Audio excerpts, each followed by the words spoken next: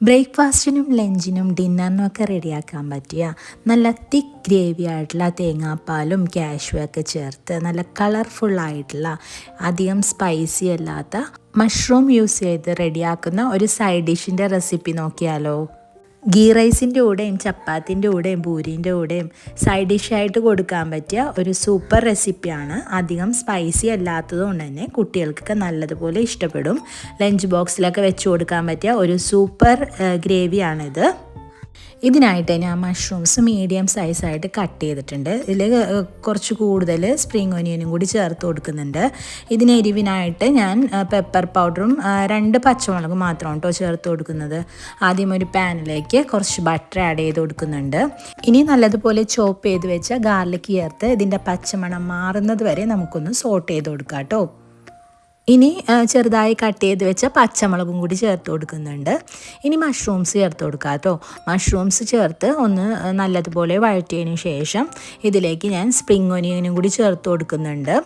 Spring ഒനിയനും കൂടി ചേർത്ത് നല്ലതുപോലെ ഒന്ന് വഴറ്റി കൊടുക്കാം. ഞാൻ ഈ ഒരു ടൈപ്പ് സ്പ്രിംഗ് ഒനിയനാണ് കേട്ടോ ചേർത്ത് കൊടുക്കുന്നത്. അതിൻ്റെ പൂവോട് കൂടിയാണ് കേട്ടോ ഞാൻ കട്ട് ചെയ്ത് ചേർത്തിട്ടുള്ളത്. ഇനി ഇത് നല്ലതുപോലെ ഒന്ന് വഴറ്റി ഇതിൻ്റെ വെള്ളമൊക്കെ ഒന്ന് വറ്റി വരട്ടെ. ഇതിലേക്ക് ഈ സമയം ആവശ്യത്തിന് ഉപ്പും കൂടി ചേർത്ത് കൊടുക്കുന്നുണ്ട്. ഈ സമയം മഷ്റൂംസിൽ നിന്ന് നല്ലതുപോലെ വെള്ളം വരും കേട്ടോ. അതൊന്ന് വറ്റിച്ചെടുക്കണം. ഞാൻ ഇതിലേക്ക് ഒരു ഗ്രേവി റെഡിയാക്കണം. അതിനുവേണ്ടി 1 കപ്പ് തേങ്ങയിലേക്ക് ഒരു 10-12 കാഷ്യൂ നല്ലതുപോലെ പേസ്റ്റാക്കി അരച്ചെടുത്തിട്ടുണ്ട്.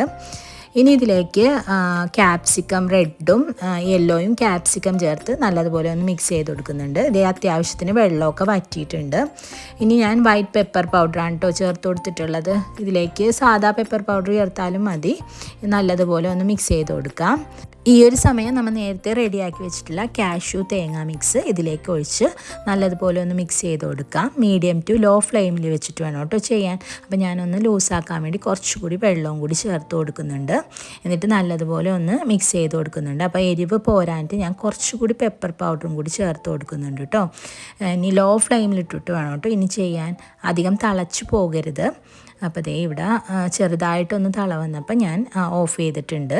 അപ്പോൾ ഇത്രേ ഉള്ളൂ പരിപാടി. നല്ല ഈസിയല്ലേ റെഡിയാക്കാൻ. പെട്ടെന്ന് റെഡിയാക്കാൻ പറ്റിയ മഷ്റൂം വെച്ചിട്ടുള്ള ഒരു സൈഡ് ഡിഷാണ്.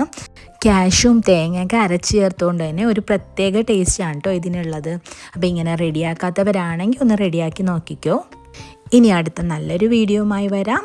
Thanks for watching.